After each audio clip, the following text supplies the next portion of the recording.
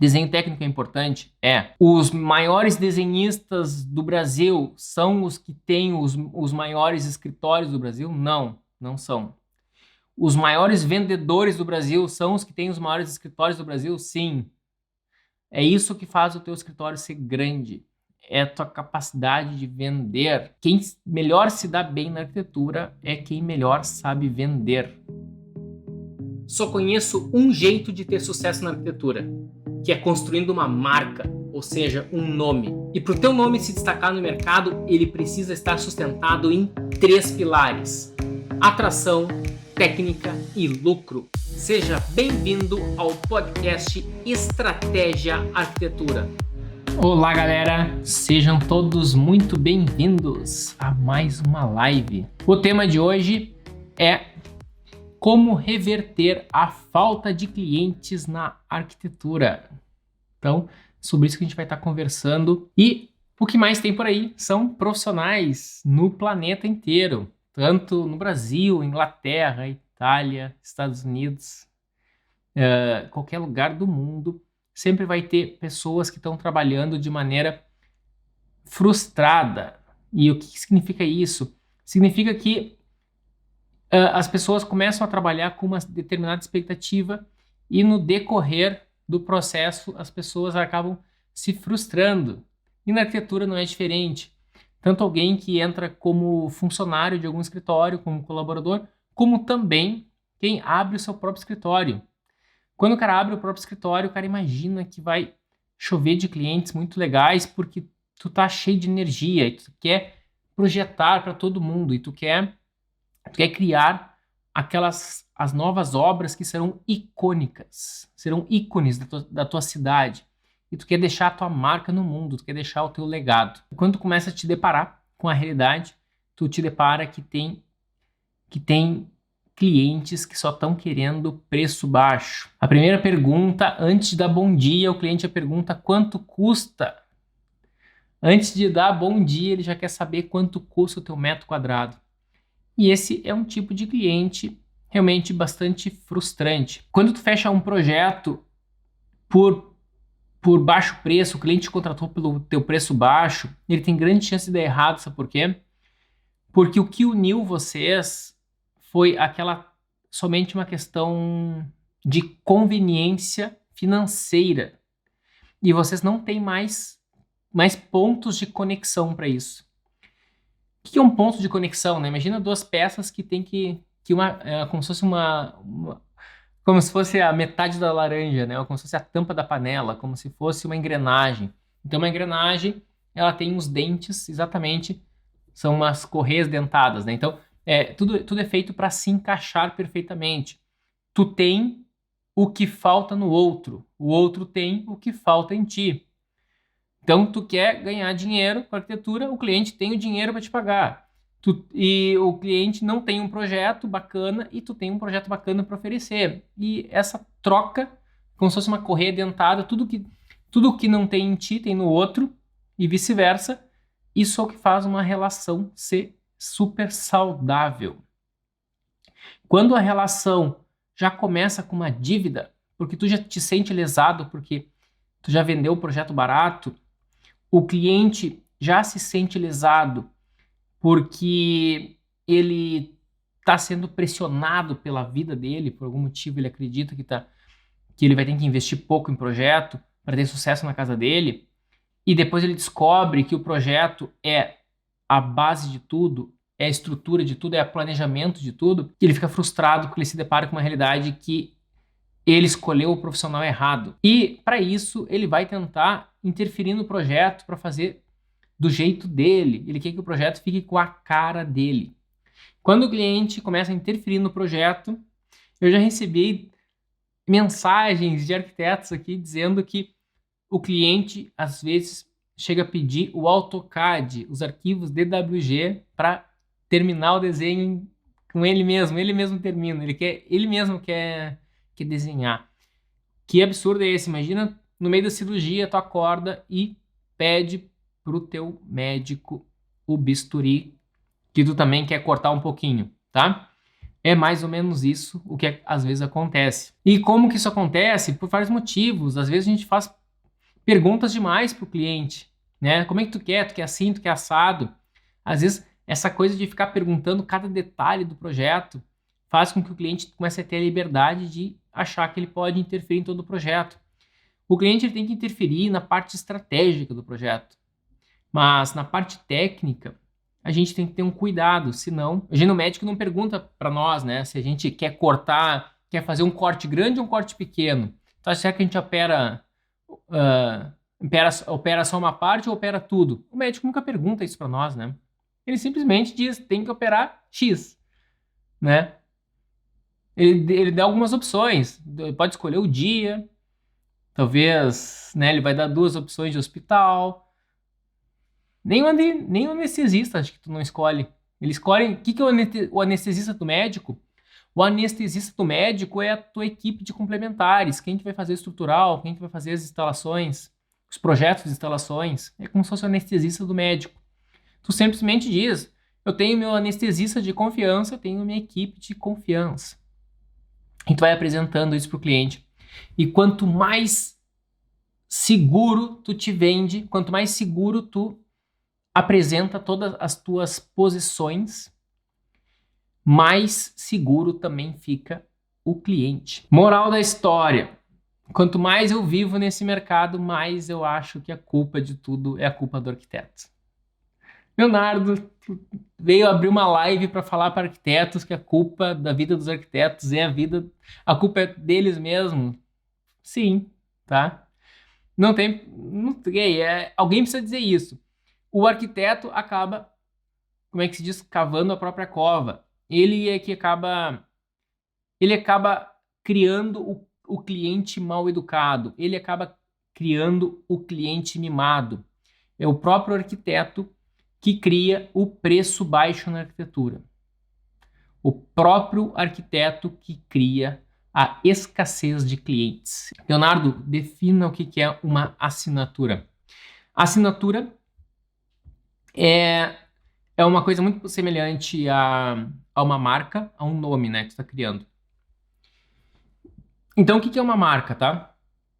A marca diz a lenda que a marca é quando tinha os bois, alguns bois eram bons, outros não eram tão bons, e daí o pecuarista forjava um ferro com a marquinha dele, né?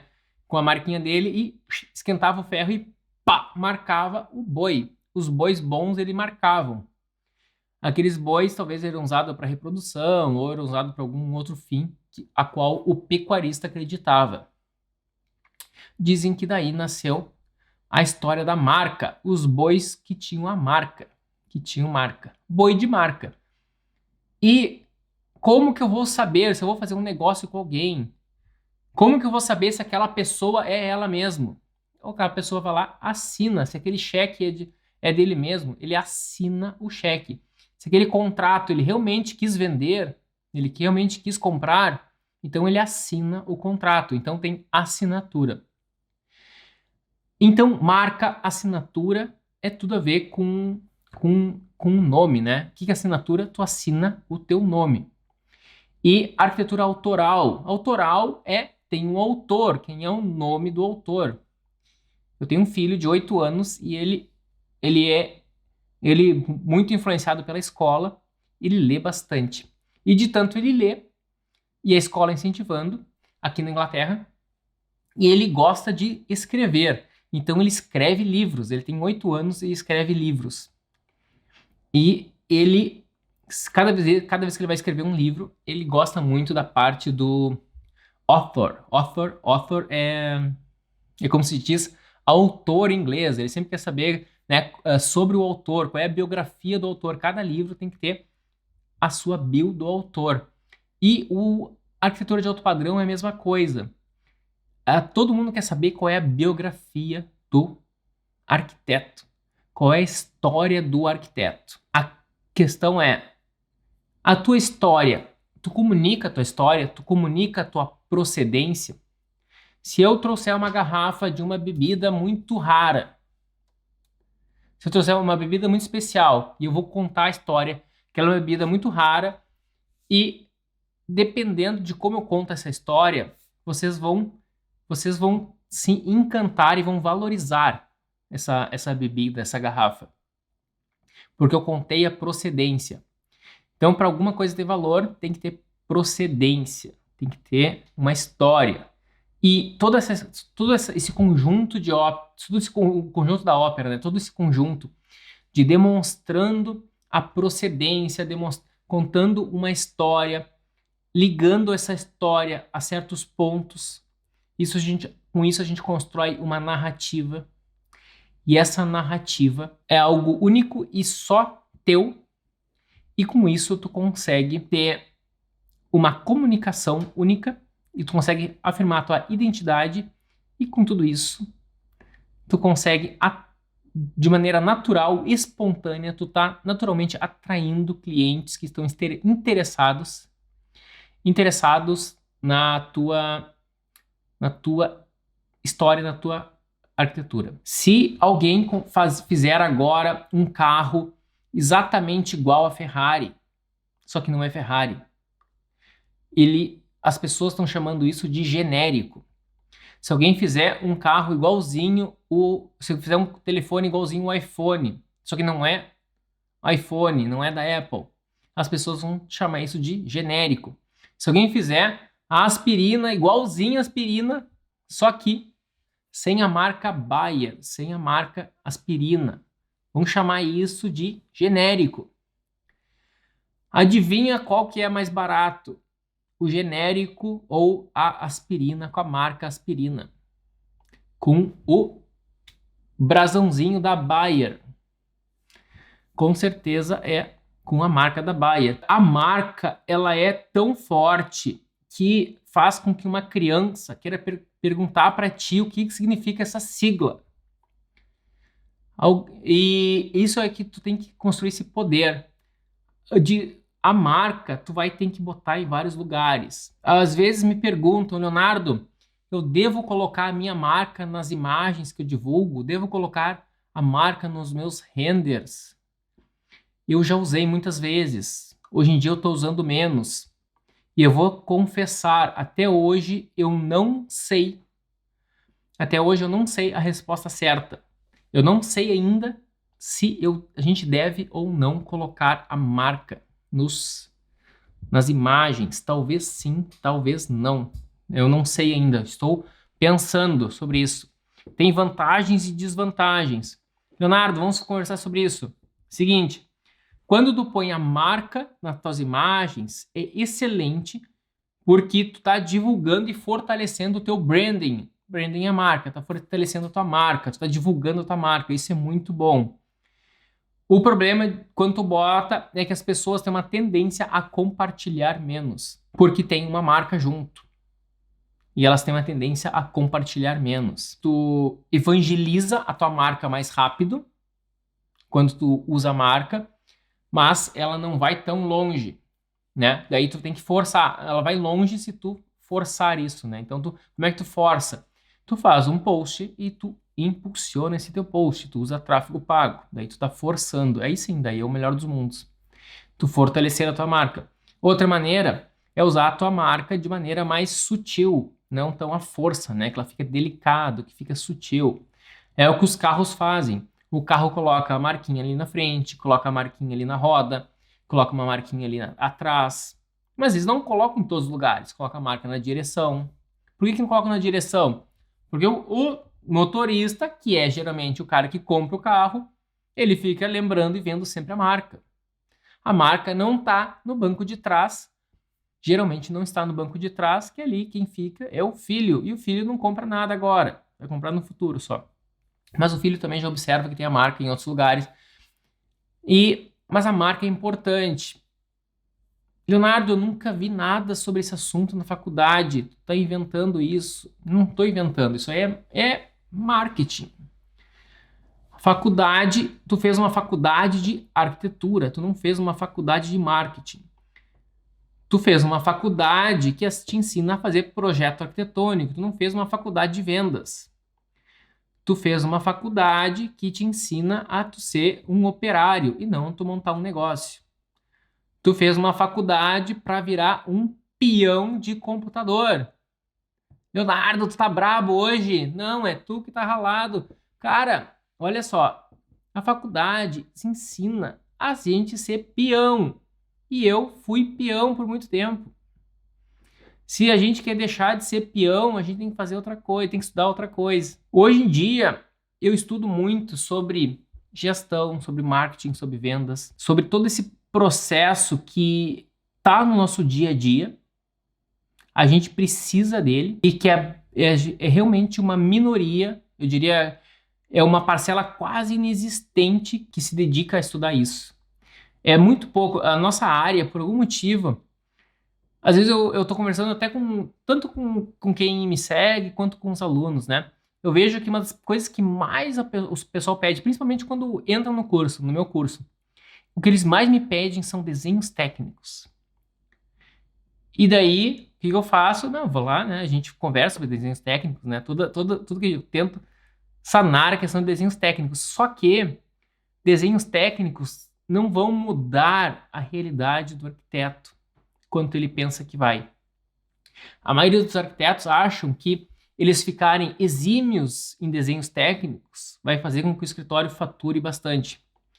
Não, não é. É importante, tá? É muito importante a gente ter conhecimento técnico, só que não é o coração do negócio. O coração do negócio, o combustível de um escritório de arquitetura é a venda, é o cliente, é o processo de vendas, é a gasolina. O projeto é o motor, tá? E o desenho técnico, ele é o que deixa o motor melhor, né? O que vai deixar o motor mais calibrado. Desenho técnico é importante? É. Os maiores desenhistas do Brasil são os que têm os maiores escritórios do Brasil? Não, não são. Os maiores vendedores do Brasil são os que têm os maiores escritórios do Brasil? Sim. É isso que faz o teu escritório ser grande. É a tua capacidade de vender. Quem melhor se dá bem na arquitetura é quem melhor sabe vender. Leonardo, nunca falaram isso na faculdade. Pois é. Eu estudei numa faculdade que tem uma mentalidade. Eu estudei na Universidade Federal do Rio Grande do Sul. E nessa faculdade, a galera não, os professores, eles eram contra, em geral, né? Na minha época, agora não sei como é. Na época, eles eram contra tudo, exatamente tudo o que a iniciativa privada fazia. Eles tinham uma posição sempre muito forte, dizendo, é melhor, eles falavam isso literalmente, tá? É melhor deixar como está do que a iniciativa privada mexer na cidade. Eles sempre falavam isso. Eu achava isso tão estranho, né? Porque pensava que a iniciativa privada era quem contratava os arquitetos. Só que quem falava isso, sabe como que eles pagavam? Sabe como que eles pagavam os seus boletos? Os caras que falavam isso? Os caras que falavam isso pagavam seus boletos porque eram professores. Eles pagavam seus boletos porque nessas contas porque eram apenas funcionários da universidade e ganhavam seu salário de professor. Então, para eles, não faz diferença, né? Essa coisa de cliente. A palavra cliente nunca falaram na faculdade. A palavra que eu acho a mais importante. A mais importante para a gente estar discutindo, porque foi a menos falada. Leonardo, vamos falar de desenhos técnicos aqui. Vamos falar de questões técnicas de projeto. A gente pode falar, com certeza pode, né? Mas não tá aí o que vai mudar a tua vida. E cliente vai, cliente vai mudar a tua vida. Uma vez eu tinha um cliente, né? Tem um cliente até hoje, começou a obra. E quando eu estava em Porto Alegre, ele disse: Leonardo, eu falei com meu pai e eu tava pensando se tu não tá afim de a gente ir pra China comprar uns revestimentos lá pra casa que a gente tá fazendo. Ele tinha uma descendência chinesa. Tem, né? Ainda. E eu falei, que massa, vamos lá então, né? Só que eu não fui porque acabou não acontecendo. A casa demorou muito para ser executada e agora ele só começou a executar agora, né? Então eu nem tô mais com ele ali. E a gente acabou não evoluindo essa conversa. Mas outro cliente me ligou e disse, Leonardo, quero fazer um projeto em Chicago, nos Estados Unidos. Tu faria? Eu falei, sim, vamos fazer, né? E eu, como se diz, né, apertando, não tava com medo, mas eu disse sim igual. Eu tenho essa teoria. Medo a gente tem, mas vai com medo mesmo. E eu aceitei e o negócio se desenvolveu e acabou rolando e eu fui, né, para Chicago e fiz o projeto. E nisso, a gente vai abrindo várias portas, várias conexões. Então os clientes, sim, os clientes podem mudar a tua vida. Eu não fui para a China, nunca fui para a China na vida. Mas eu tenho certeza que se eu fosse para a China, mesmo que fosse só para comprar porcelanatos e pedras e imitações de mármore tavertino, mesmo que fosse só para comprar isso, mesmo que fosse só para, né, ou até pedras naturais, né? Tem muita pedra natural massa lá. Mesmo que fosse só para comprar banheiras extravagantes ou banheiras estilosas, tem de tudo massa na China. Eu ia aprender muito e podia mudar muito a minha vida, a minha percepção de uma série de coisas. Isso que é o mais massa, sabe? Então, a tua habilidade de conectar clientes e clientes que podem te agregar na tua vida é muito grande. Ou clientes que vão fazer contatos, ou clientes que vão puxar, vão te puxar. Essa é a coisa que eu mais sou grato aos meus clientes. Todos os meus clientes, eles sempre querem uma arquitetura extremamente bela, uma arquitetura bela segundo o conceito deles, né? Mas eles querem uma arquitetura verdadeiramente especial, tá? Eles não querem algo comum, eles querem algo extremamente especial. E o que acontece quando tem esse tipo de cliente?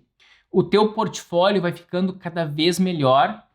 Às vezes, tu começa a fazer projetos melhor do que tu pensava que tu seria capaz de fazer, porque o próprio cliente já vai te puxando para fazer alguma coisa massa, e isso faz com que tu consiga cada vez clientes melhores. Então, Leonardo, qual é a solução para eu reverter a falta de clientes na arquitetura?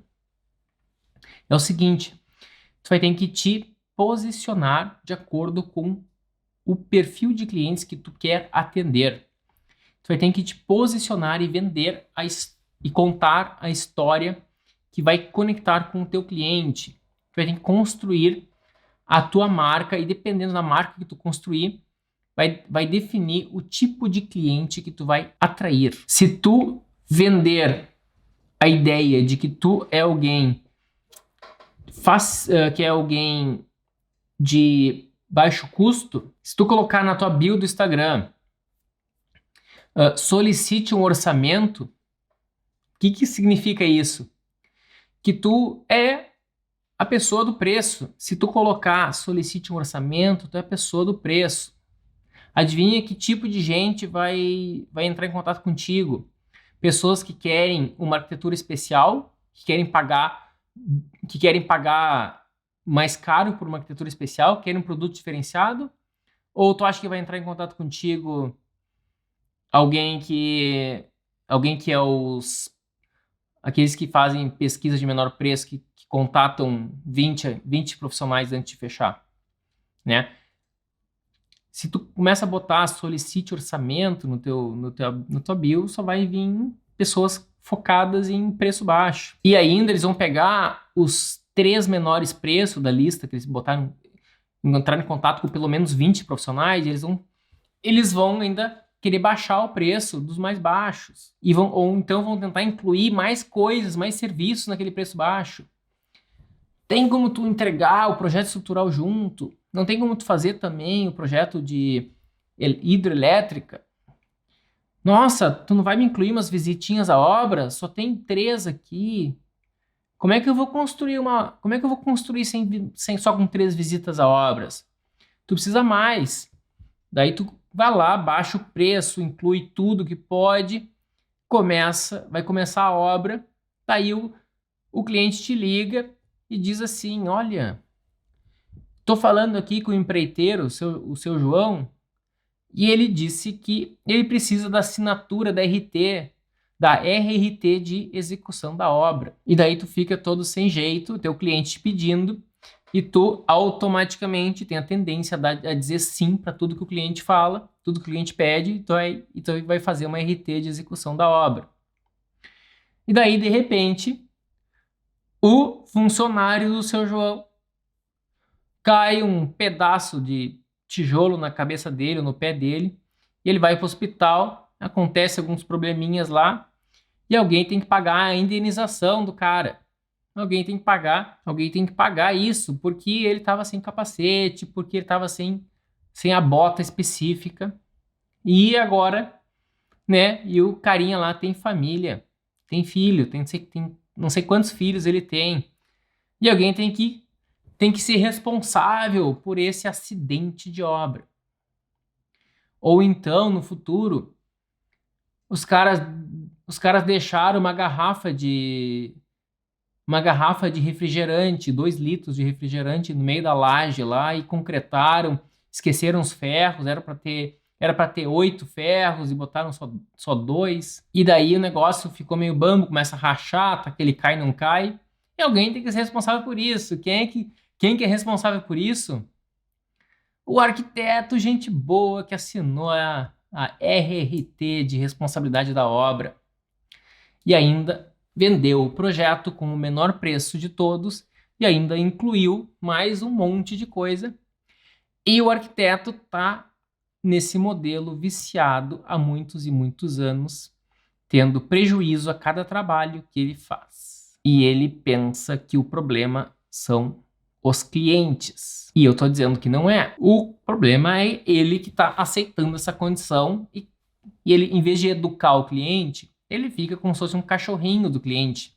Tudo que os clientes pedem, ele vai fazendo, só que sem pensar. E então qual é o certo então? Leonardo, o que tu faria? Quando várias vezes já me ligaram pedindo, olha, Leonardo, está faltando a RRT de execução da obra. E eu explico. Olha só, eu não faço a execução da obra. Quem tem que fazer isso tem que ser um engenheiro. A tua obra tem que ser... Tu precisa contratar um engenheiro para ser responsável pela tua obra. E se o seu João, empreiteiro, né, não pode assinar, ele vai ter que conversar com algum engenheiro para assinar junto com ele, para assinar para ele. Ou seja, vai ter que ter algum profissional vai ter que estar responsável pela obra. Eu sou responsável pelo projeto de arquitetura. O projeto de estrutura, quem assina é o estrutural. Quem que assina o projeto de fundações? Desculpa, não projeto.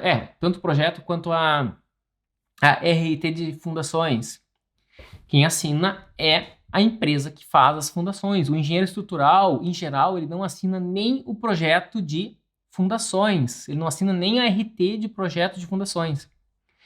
Então, RT de fundações são 2 RTs. Tem a de projeto de fundações e a de execução de fundação. E quem assina é a empresa que faz a fundação. Isso, em média, é assim que acontece. Em geral, é assim que acontece. É tudo muito simples. É tudo muito básico. Tu explica isso em 5 minutos para o cliente e ele... Ah, é assim? Sim, é assim. Daí ele pega, então tá, muito obrigado, e desliga. Só que o que foi? Meus clientes, eles têm as mesmas vontades do que os de vocês. Só que a diferença é que tu tem que educar eles, tem que falar aquilo que tem que ser, entendeu? Hoje eu tava ouvindo um podcast muito bacana, que ele falava adorei isso, né? O que é administração? Administração é botar ordem, né, numa coisa que tem a tendência a ter caos. A vida profissional tem uma tendência a ter caos, porque a vida profissional é feita por humanos e cada humano tem uma cultura, uma educação, valores diferentes. A gente tem vontade e quando a gente faz um contrato, a gente alinha no papel, ó, vai ser assim, tu vai me pagar tanto, desse jeito, eu vou te entregar isso desse jeito. Deu, assinou, tá de acordo. A gente faz isso e depois, com o tempo, a gente não precisa contar com a nossa memória e simplesmente consulta o contrato. Ah, olha só no contrato, ele disse que ia entregar isso, aí não entregava aquilo. Ah, entendi. Quanto tem que pagar? Ah, aqui no contrato diz que eu tenho que pagar tanto, a última parcela Eu pago quando tal coisa acontecer. Ah, entendeu? Então, o contrato, a administração, tudo faz com que tu coloque ordem numa coisa que tende a ser caótica. Esse é o trabalho da administração. E educar clientes é um trabalho também é de certa forma um trabalho de administração, né? Tá administrando. O processo de um contrato é uma educação, o jeito que tu trata o teu cliente também, tu tá o tempo inteiro educando. Construtora de Paula Marques falou aqui, ó. Hoje o nosso maior concorrente são os chamados empreiteiros, profissionais de produção que formam uma equipe para fazer a obra. Exatamente. Como nos destacarmos diante dessa concorrência? Muito simples, essa pergunta é excelente, tá? É muito simples se destacar. Tu tem que fazer o seguinte, tu tem que ressaltar, ou seja, botar holofotes nos problemas de se contratar empreiteiros, ou seja, aqueles profissionais de produção que formam equipes para fazer uma obra de maneira informal. Então não tem um engenheiro ou um arquiteto responsável para isso. São apenas profissionais de obra que formam a sua equipe, né? Geralmente é chefiado por um mestre de obra, e ele forma a sua equipe e ele fica responsável por fazer a obra. E o que acontece? Eles dominam já o feijão com arroz. Só que geralmente as obras vão ficando mais complexas e quando foge do feijão com arroz, eles já não dominam e eles têm uma tendência, corre risco da obra não ser executada da melhor maneira possível. Por exemplo, a obra pode ficar ou frágil demais em algum aspecto, ou super, né? Ou o cliente colocou recursos demais em outros e que teriam soluções mais otimizadas, mais viáveis, mais rápidas e mais seguras ou mais baratas de serem feitas se tivesse um profissional habilitado e experiente para fazer. Se tu educar no teu conteúdo, no teu Instagram, principalmente, falar também no teu site, o teu site tem que ser como se fosse, o teu site é o teu folder digital e o teu Instagram é um canal que vai, é como se fosse um canal de notícias, sabe a CNN? Sabe a Voz do Brasil? A Voz do Brasil, né? Nossa, lembrei da Voz do Brasil. A Voz do Brasil é um canal do governo que só fala bem do governo, né? Tu nunca vai ver a Voz do Brasil falando mal do governo. Quem fala mal do governo são os outros. A Voz do Brasil nunca fala mal do governo. E o teu Instagram é a tua Voz do Brasil, em que tu vai ressaltar tudo o que tu faz de bom e tu vai educar falando tudo o que, né, tu vai ter que ressaltar tu vai ter que ressaltar o problema do cliente se ele não te contratar. O que eu poderia falar para o meu cliente, o que eu falo nas entrelinhas, que primeiro eu falo da importância de ter uma arquitetura autoral, isso no meu Instagram da Mader, né? Falo através de imagens, né? Ou talvez no meu site eu posso falar um pouco mais, mas devia falar até mais no meu Instagram, da importância de ter uma arquitetura autoral, de ter uma arquitetura única, exclusiva. O cliente, ele compra essa ideia, que é importante para ele é único, então ele precisa ter uma arquitetura única também, não uma arquitetura comum, que é igual às dos vizinhos. E ele então vai precisar de um profissional para fazer esse trabalho que ele já está acostumado, que é como se fosse um alfaiate, como se fosse um estilista que vai fazer o vestido da noiva, um vestido da noiva exclusivo, um alfaiate que vai fazer um terno sob medida. Se o cara é um pouquinho mais gordinho, se é um pouquinho mais baixinho, se é um pouquinho mais, né, tem algum shape um pouco diferente, o alfaiate, ele dá um jeito e faz isso sob medida e o cara fica impecável. Simples de entender e desafiante de fazer. Agora, quando tu vende algo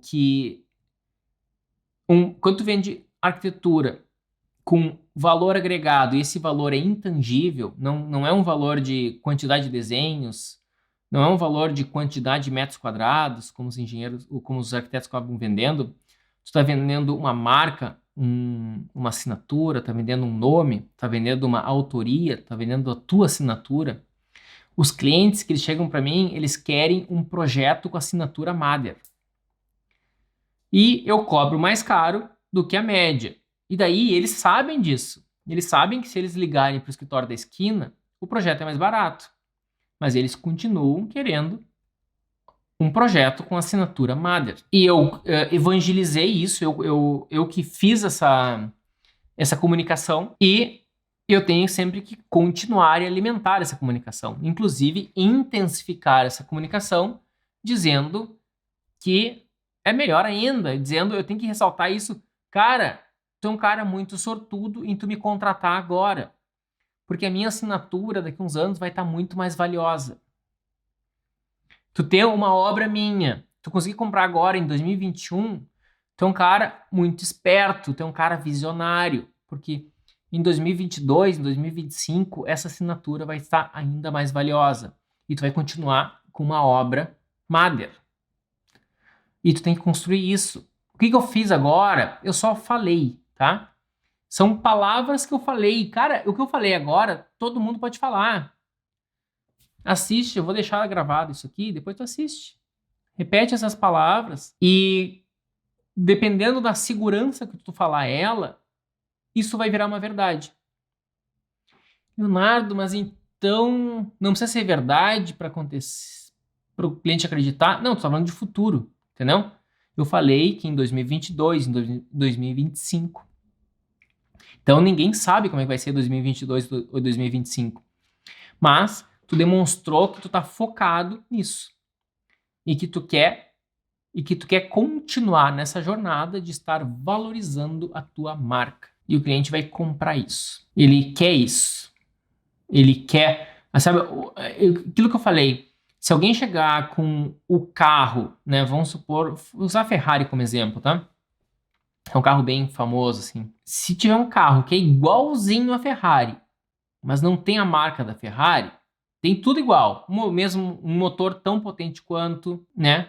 A mesma cor também, tem a mesma cor, mesmo vermelhinho, tal. Só que se não tiver o cavalinho da Ferrari, se tu não puder chamar de Ferrari, e aí, que carro que tu comprou? Tu disse tanto que ia comprar um carro especial, que carro tu comprou? Né? Vão te perguntar, e daí tu não vai poder dizer que é Ferrari. Ah, eu comprei um assim, tipo Ferrari. Como assim, tipo Ferrari? Não, tu comprou uma Ferrari ou não comprou? Não, eu comprei, assim, tipo Ferrari, sabe? Ela tem o mesmo motor da Ferrari. O mesmo motor? Não é bem o mesmo motor, mas é tão, tipo, é praticamente, assim, é quase tão bom quanto. E daí, quando tu começa a explicar assim, o cara já viu que é um genérico. Só que para algumas coisas, o genérico basta. Para outras, não. Para outros, não. Tem gente que quer ter uma Mona Lisa oficial. A Mona Lisa só o Louvre tem, né? Mas um Leonardo da Vinci, né? Um Michelangelo, um Rafael. Olha só, falei as tartarugas ninja, né? Só faltou o Donatello. Michelangelo, Donatello. Então tá. Leonardo da Vinci, Rafael, Michelangelo, Donatello. Para ter um ninja desse original, não é mole. Agora, para ter a réplica, né? Para ter o genérico, a Xerox faz. A Xerox está fazendo para nós tri bem. A cada ano ela faz melhor. E é o Ctrl+C, Ctrl+V, né? E cada artista que eu falei, ele tem peculiaridades. E na arquitetura não é diferente, né? O Norman Foster é um super arquiteto e ele tem peculiaridades, ele tem características a obra dele. A Zaha Hadid, também aqui na Inglaterra, um grande escritório inglês, tem outras peculiaridades, tem outras características. E a obra deles conseguem ser reconhecidas por grande parte, né, dos entendidos em arquitetura, conseguem reconhecer sem estar o nome deles embaixo. Uma nova obra do Foster, muita gente vai dizer, cara, isso podia ser do Foster. Uma nova obra da Zaha Hadid, cara, eu nem não sei quem fez isso, mas eu acho que tá com cara de Zaha Hadid. Aposto contigo que é uma Zaha Hadid isso. E isso é uma arquitetura autoral. Daí o nome, a Zaha Hadid, ela já morreu e o negócio continua forte. O Foster já se aposentou e o negócio continua forte, continua super lucrativo.